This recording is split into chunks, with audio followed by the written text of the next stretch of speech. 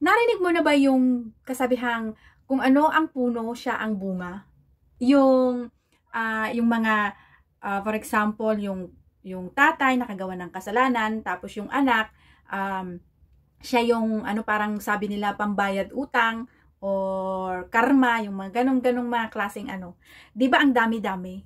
Ang dami-daming mga kilala na ah, broken family siya, doon siya nanggaling, tapos ang grabe yung pinagdaanan sa pagiging broken family. Tapos nung siya na yung nagkapamilya, aba parang naulit lang yung sitwasyon, hindi man lang ano, hindi man lang inisip yung hirap, yung mga ganun ba. Tapos meron din yung mga kung for example babaero yung tatay, ganun. Pero hindi mo naman masasabi na babaero yung mga anak kasi puro mga babae. Yes, hindi nga siya makapag babaero kasi nga babae. Pero siya naman yung ginawang babae, kabit, ganon. Like for example, yung si lately lang nag-viral si Jeric Rabal at saka si yung anak niya, 'di ba? Si Jeric Rabal daw may 18 na anak sa 14 na asawa, ganon.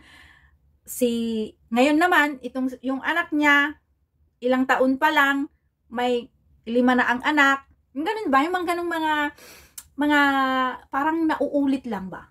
Alam nyo guys, totoo ang ang tawag dyan, generational sins and curses. Yung parang yung parang kasalanan mo, tapos ang magbabayad sa kasalanan mo, yung punishment ba, is mapupunta sa mga anak mo or sa next generation. Nasa Biblia yan.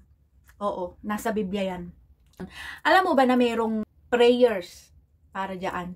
Kung ayaw mong madamay sa mga punishment ba? At ayaw mong ipasa yon sa next generation mo. Siyempre, mahal na mahal mo yung anak mo. Ganyan. Tapos, sila lang yung magsasuffer sa kasalanang hindi naman nila ginawa. Di ba ang hirap nun? So, merong diyan, may mga dasal na binigay ng simbahan para diyan. For example, it's called Prayer for Spiritual Healing. Oo. Nakapaloob doon ang prayer for one's enemies, breaking generational sins and curses. Ganyan. Healing the family tree. Ano pa? Prayer for the healing of intimate wounds. Tsaka prayer to Mary, undoer of nuts. Babasahin ko sa inyo yung yung about sa healing the family tree. Heavenly Father, I come before you as your child in great need of your help. I have physical health needs, emotional needs, spiritual needs, and interpersonal needs.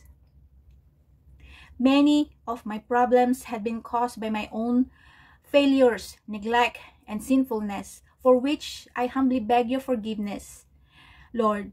But I also ask you to forgive the sins of my ancestors whose failures have left their effects on me in the form of unwanted tendencies, behavior patterns, and defects in body, mind, and spirit. Heal me, Lord, of all these disorders.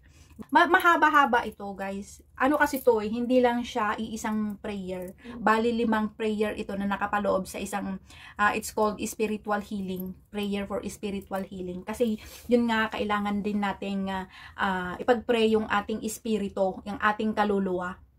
Kasi, nagkakasakit tayo dahil sa kagagawan natin, sa mga kasalanan natin, or kasalanan ng mga ancestors natin, mga kapamilya natin ba. Ayaw nyo naman siguro, no? Kung tayo lang siguro, kung ikaw lang, kung sasabihin mo, ako lang mag-suffer, okay na ako. Pero hindi, paano kapag yung anak mo, yung magiging apo mo, yung mga next na generation pa, maaatim mo ba? Na sila yung mag-suffer?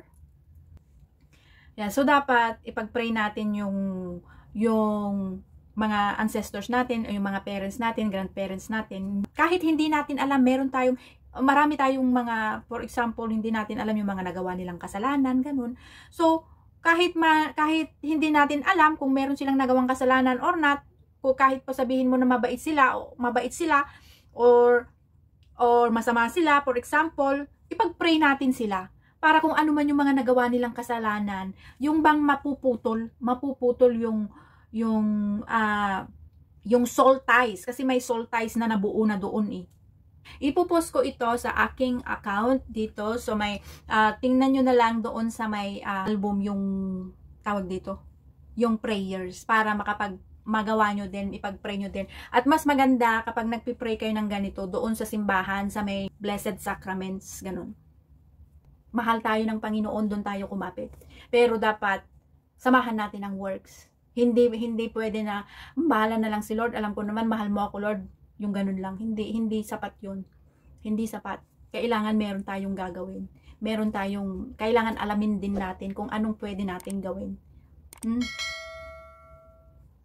So, yun lang for now.